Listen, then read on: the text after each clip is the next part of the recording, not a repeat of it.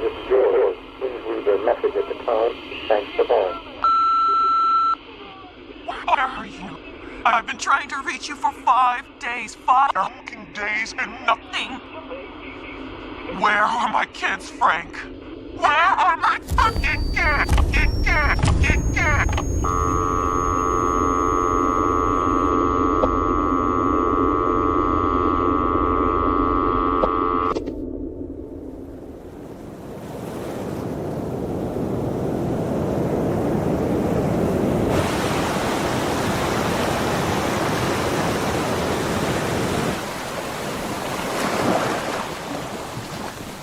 It's a summer day, and you're out for an ocean swim.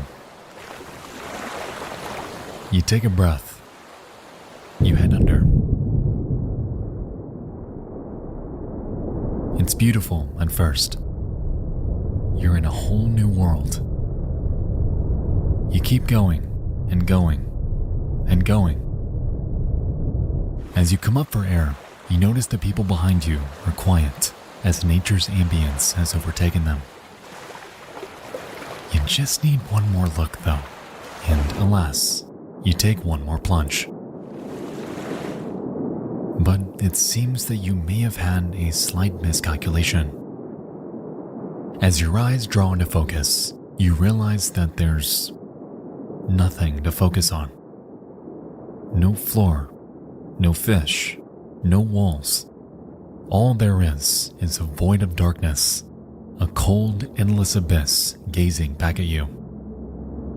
There is nothing there but yourself, the water, and the vast unknown.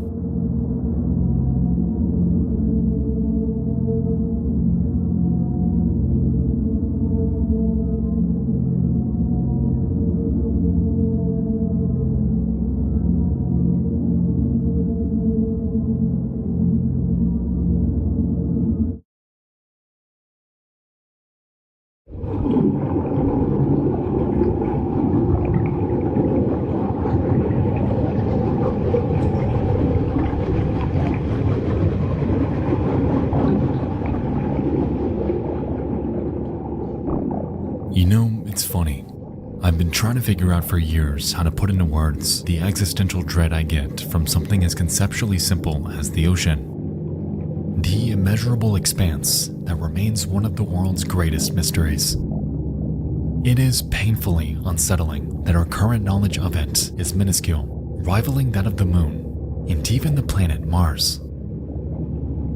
Upon looking at the raw data, knowing that over 80% of this underwater abyss remains unmapped and unexplored to this day, drives home the gut-wrenching realization that we truly know next to nothing about what's actually down there.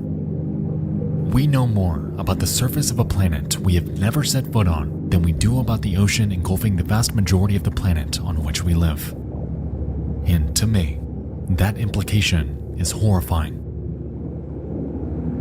It's called the deep blue for a reason, because it is incomprehensibly so. At just over 36,000 feet straight down, you can fit the entirety of Mount Everest with over 7,000 feet to spare.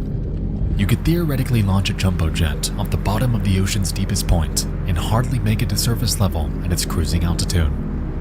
And if you stack the Empire State Building end to end, you would need over 24 of them, one on top of the other, to reach surface level from its darkest abyss.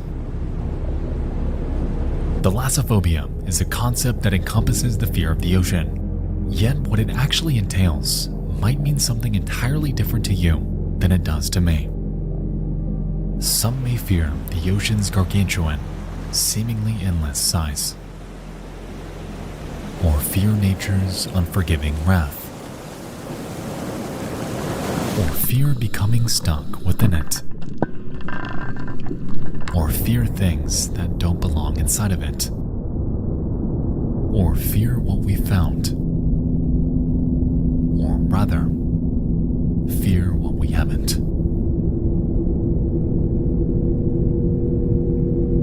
Much of what we think of when we imagine the ocean are visuals that we can logically comprehend. Reference points like coral reefs, the seafloor, and even sea creatures that share this world with us help us paint a mental picture that is coherent. In reality though, once you tread off the beaten path and veer over the continental shelf separating our world from theirs, what's actually out there is a seemingly infinite void and a macrocosm that we may never fully explore. All across the internet, we can find troves of video demonstrating the ocean's colossal scale.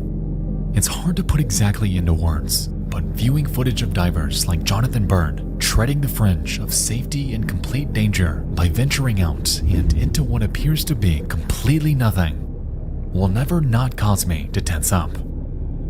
There is an entire world below them, a world shrouded in darkness, a world ripe for discovery, a world with caves, valleys, entire underwater oceans, and man-made relics, all just waiting there until the end of time.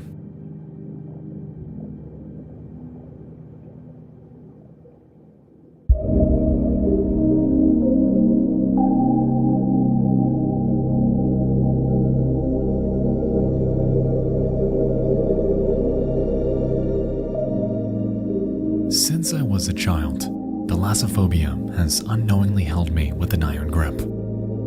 Jolly Roger Bay and its feeling of constant tension as we explore a man-made creation ravaged by nature. Pinnacle Rock and its cavernous gorge infested with creatures unknown.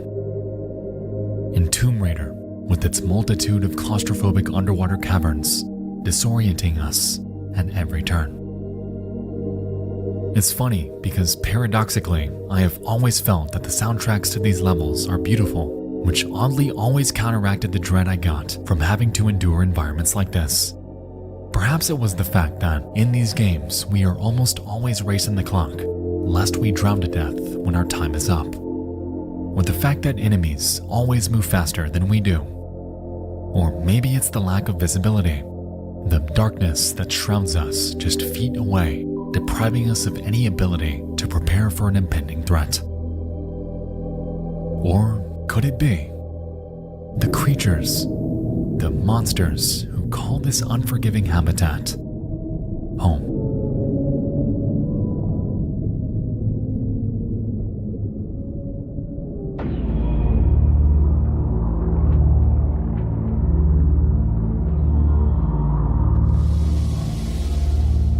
In early 2022, a video game released encompassing every fear that I have ever had regarding the ocean. It's called Iron Lung, and you may have heard of it through my fellow creators like Markiplier, Pyrocynical, and Jacob Geller. The game puts us into the shoes of a convict, trapped in a world far removed from ours. At the game's beginning, we're told that, out of nowhere, every single habitable planet was demolished in a cataclysmic event known only as the Quiet Rapture. With this, the future of humankind was left dangling by a thread, as only those aboard spacecrafts were safe from it. For years, the remaining survivors have done what they could to jumpstart humanity, navigating the vast frontier that is the universe in search of any sliver of hope that a habitable planet remains out there.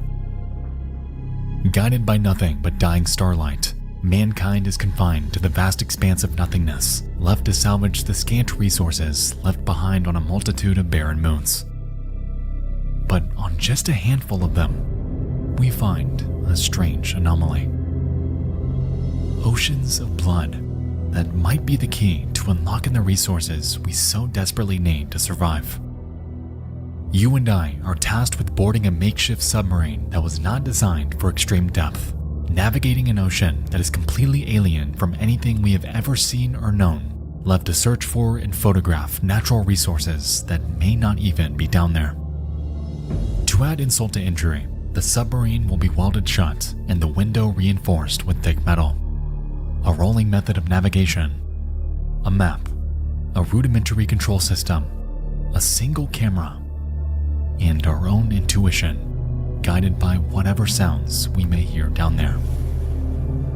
For all we know, we may not survive, but inside the Iron Lung, at least we won't know what killed us.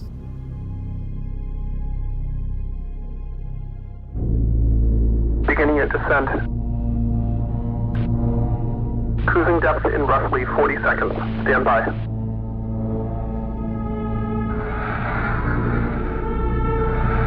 I'm seeing some voltage irregularities in the instruments, so keep an eye out for sparks or flames or anything like that.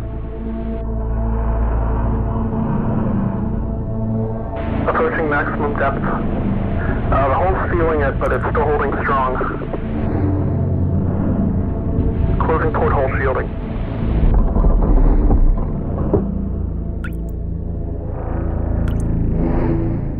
We're starting to lose radio signal. You'll be at cruise depth soon, so receive and be careful. You're on your own. Good.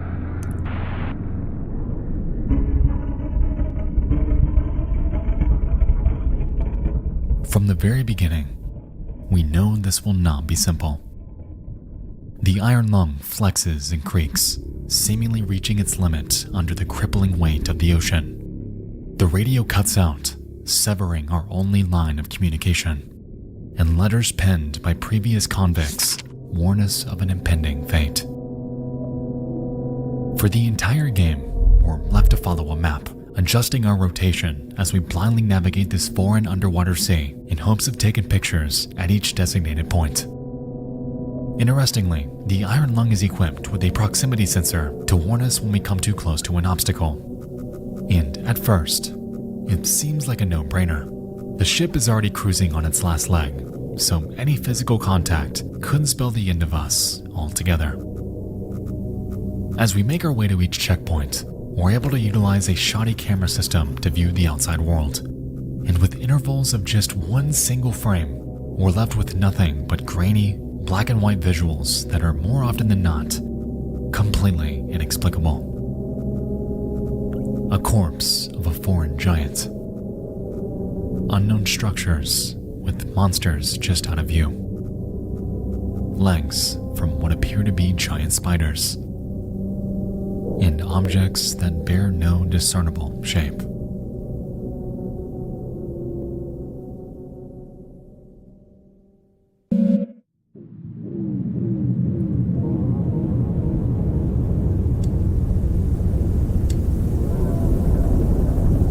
The horror of Iron Lung comes interwoven within the very fabric of how it's played. We are confined to an iron cell, left with none other than the dread stemming from our own biases as our minds fill the blanks these grainy images leave for us. And on top of this, as we traverse this underwater hell,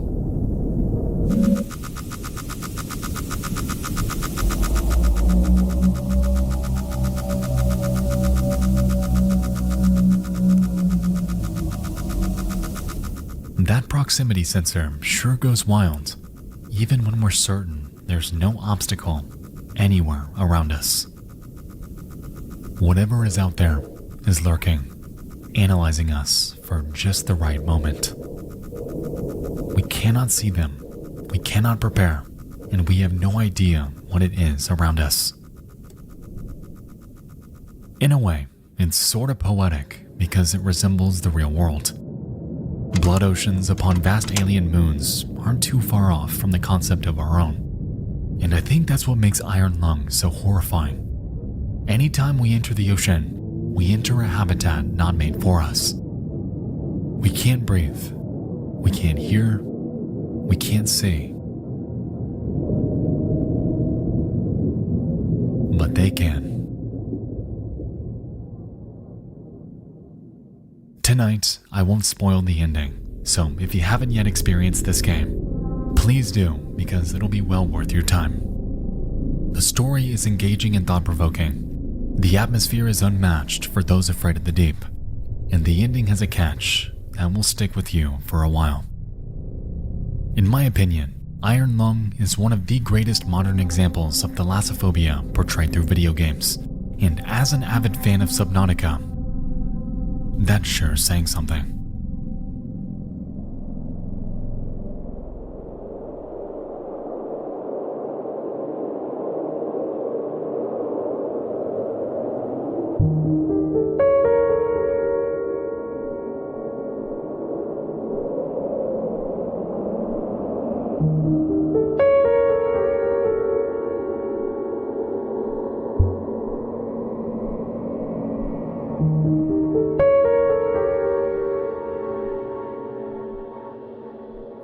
inside the second chapter of Slug Girl, part of the horror world of Junji Ito collection, exists a story.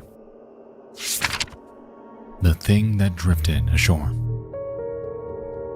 It involves the tale of a mysterious object that washes up on the coast of the Pacific Ocean. It's a creature completely alien. It's gargantuan, slimy, it's disgusting. On its face are massive cysts and tumors with small appendages emerging from them. And worst of all, it smells because it's rotting. Nevertheless, it draws a crowd in the hundreds, all eager to examine and preserve this colossal spectacle. Among the crowd, we encounter a young boy with an acute fear of the ocean. All his life, he's had nightmares of floating in the deep sea, surrounded by hordes of massive ocean giants.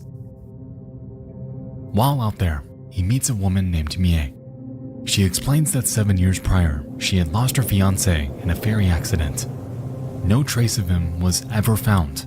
However, ever since, she's been afflicted with ocean nightmares highly similar to the boys. As she's telling her story though, the onlookers notice something.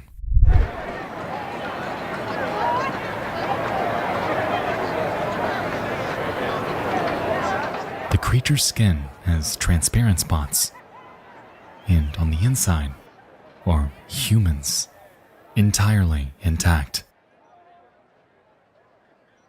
They cut the creature open.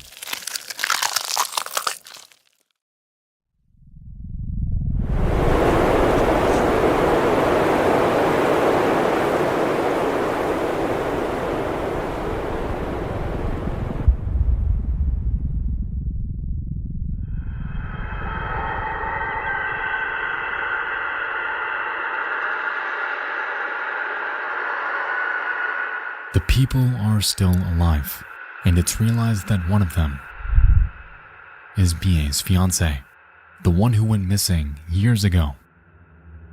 Shortly after, the bile-covered people begin to panic, crawling in all sorts of directions like inhuman monsters.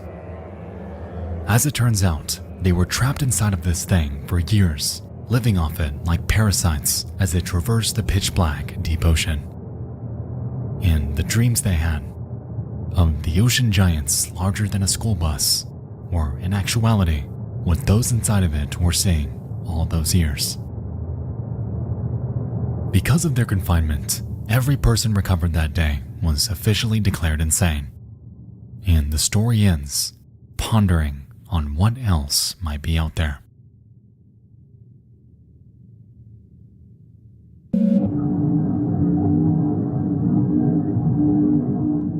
The Thing That Drifted Ashore is special because its horror is twofold. On one hand, we have an ocean monster that lives off shipwrecked human beings. Yet on the other, we have the visual of what they saw while confined down there. Grotesque giant fish with massive eyes and appendages. Beasts capable of devouring entire human beings. And creatures beyond our level of comprehension. The ocean is uniquely fascinating because it's the one medium on Earth in which fact can meet fantasy.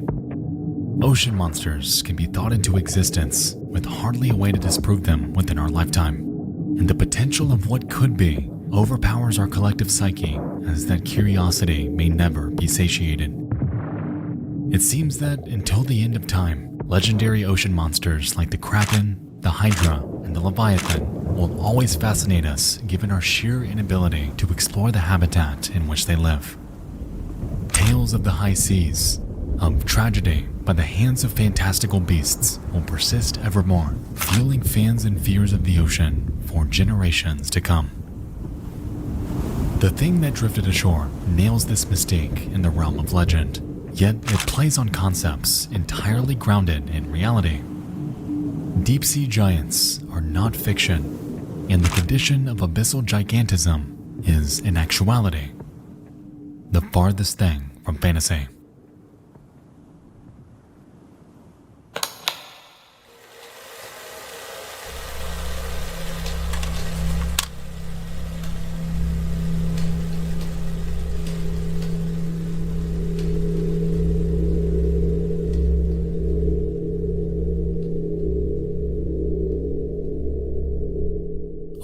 3,000 feet deep, the ocean becomes cold, dark, and full of creatures inexplicable. In lieu of the octopi, dolphins, and vibrant ecosystems embedded within coral reefs, we instead find species exhibiting bioluminescence, bearing foreboding teeth, and riddled with a curious affliction: colossal size.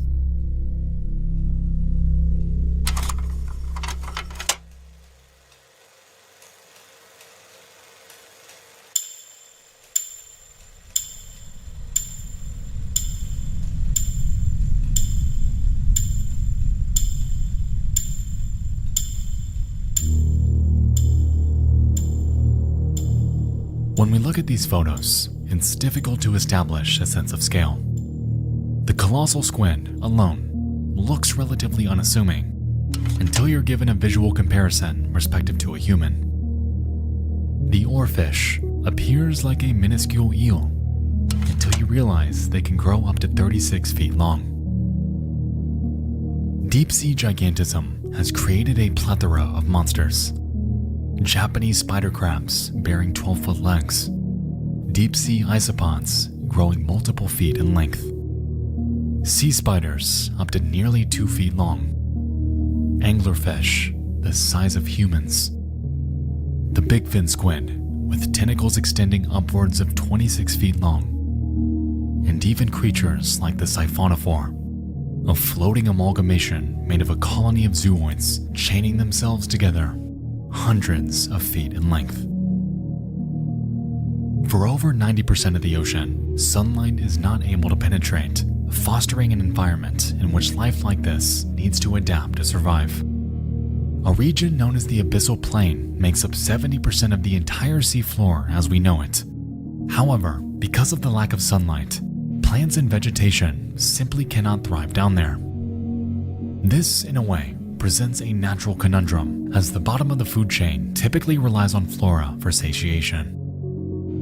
And so, this is where a phenomenon known as marine snow comes into play. Made up of decomposed organisms from above, on top of fecal matter, sand, and the remains of fish, most of the known deep ocean fauna rely on it as their main source of food. With this in mind, it would only make sense for creatures to evolve by shrinking, as not only are they compressed by the ocean's sheer weight, but are also left devoid of solid meals.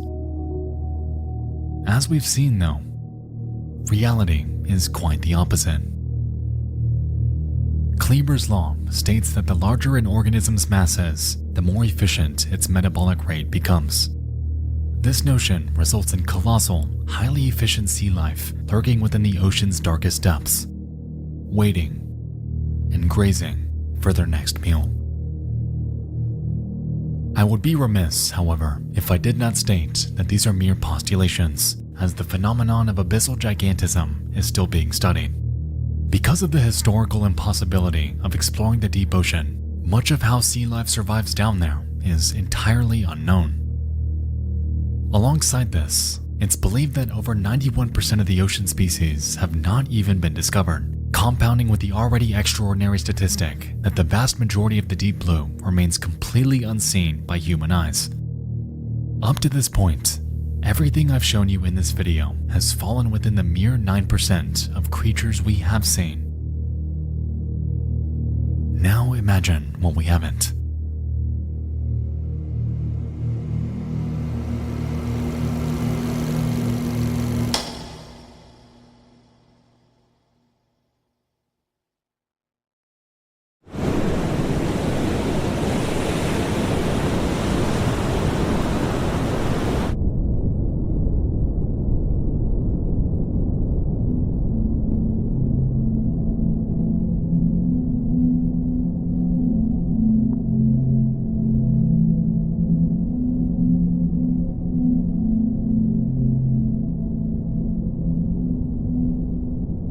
It goes without saying that the ocean is treacherous, yet that hasn't slowed those eager to explore it. The allure of underwater caves, blue holes, and ocean cliffsides make for an experience both riveting and spiritually fulfilling. However, it's unfortunately fairly common for deep-sea dives to go awry.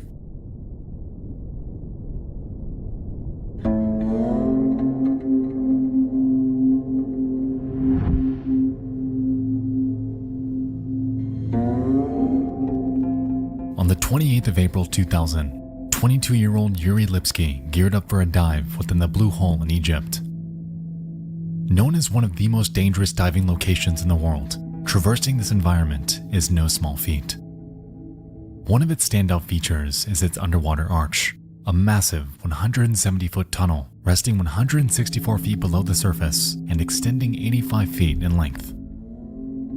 It's been reported that the Blue Hole is deceptive, appearing to be much shorter than it is when you manage to get down there. Alongside this, it bears areas with strong down currents, making for a physically grueling experience.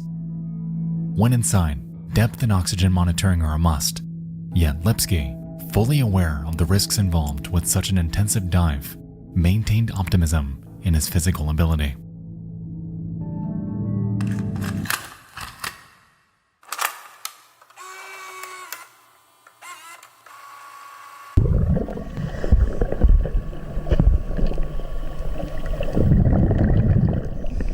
At 5:03 p.m., Lipsky embarks into the depths. Contrary to standard procedure, he attempts this dive not in a group, but alone. For the first 2 minutes, we can observe Yuri swimming parallel to surface until he's over the deepest point of the Blue Hole. He then begins a slow, controlled descent before he begins releasing air from his BCD, or buoyancy compensation device, in hopes of sinking faster.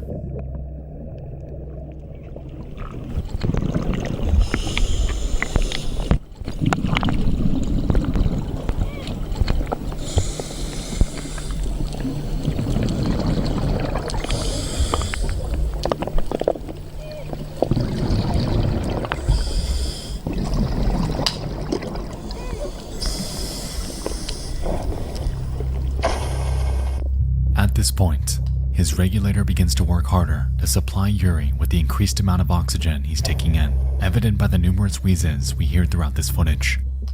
By now, he is descending rapidly, likely more so than he realizes, and soon after, the alarm from his dive monitor sounds, signaling that his depth is reaching a critical level.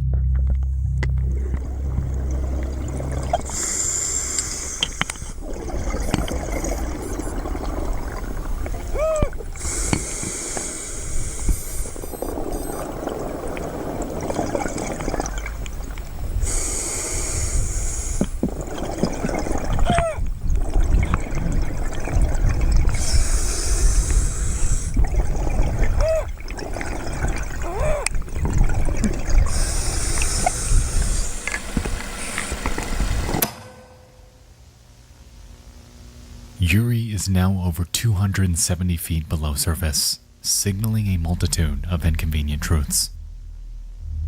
The oxygen in his tank is quickly becoming toxic. His buoyancy is dwindling, and an effect known as nitrogen narcosis is plaguing him, instilling a sensation of complete drunkenness.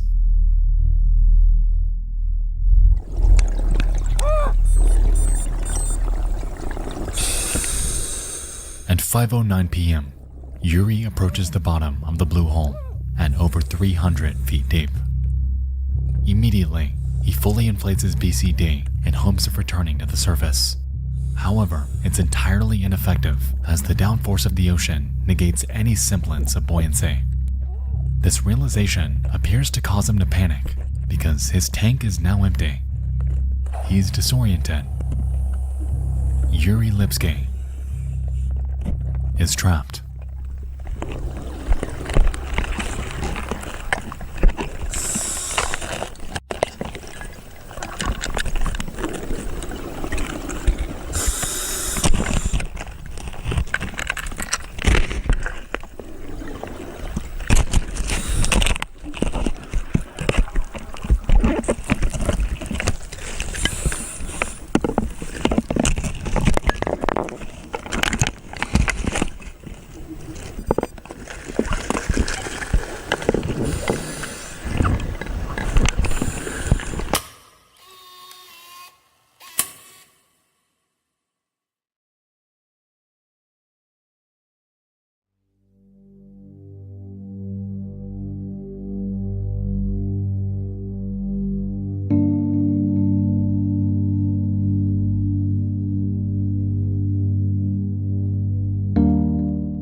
Lipsky met his demise in one of the most dangerous diving locations in the world.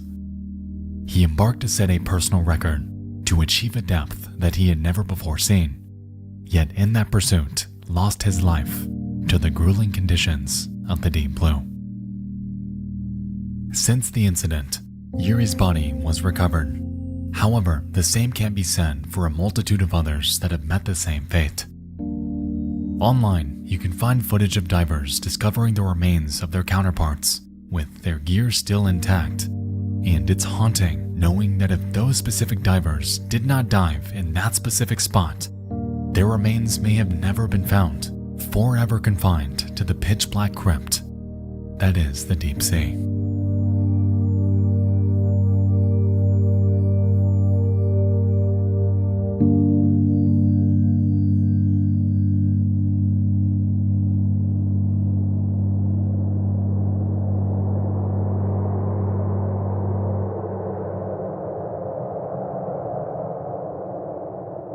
Humanity and the ocean have a bizarre relationship with death.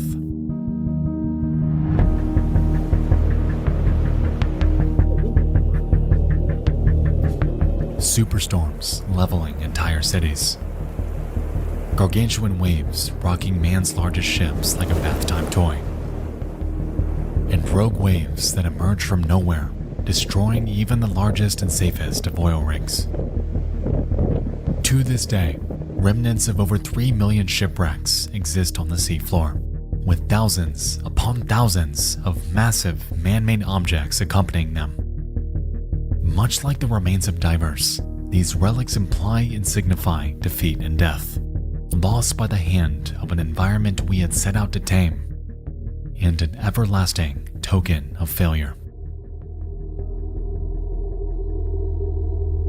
There's an interesting subset of thalassophobia called submechanophobia that delves into the very specific fear of encountering these relics in the wild.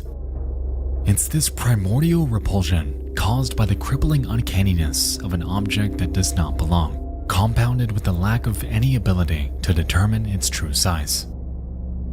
Photo and video of the Titanic, of forgotten animatronics, of ancient relics, a massive anchor, of sunken airplanes, and the interior of shipwrecks are effectively fueling a newer, more recently discovered phobia made possible by the rise of cameras able to document them. But it isn't always abandoned structures though, as video, like this one,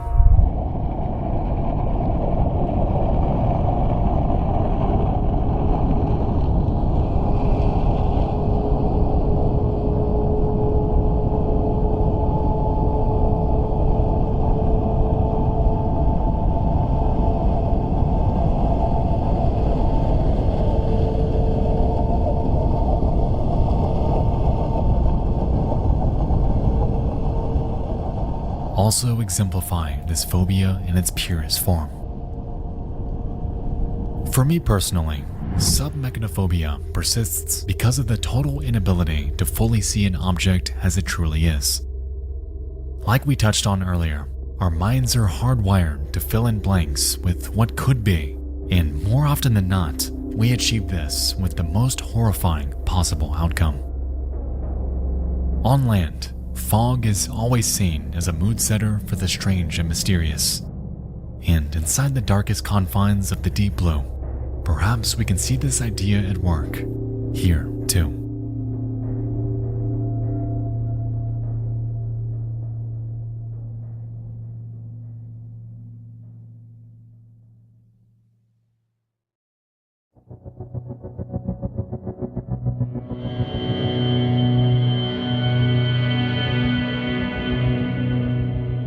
It's hard to find the words to conceptualize the fear of the deep in just a single YouTube video, as there are so many ways we can and have taken it. Whether it's the fear of sea life, or its infinite size, or how dark it is, or how much we truly don't know about it, or its capability of devastation, or its grip on human life. one thing has and will always hold true. The ocean is fucking horrifying. It's an unforgiving frontier harboring some of the most harrowing life and environmental enigmas on the planet. It is and always will be one of life's great mysteries, an entire world we share yet know so little about. The vast majority of the planet, yet completely uninhabitable by mankind. Throughout history, it's been said that the moment you enter the ocean, you enter the food chain. Yet, contrary to how it is on land, in their world, in their vast abyss of darkness, humankind is nowhere near the top.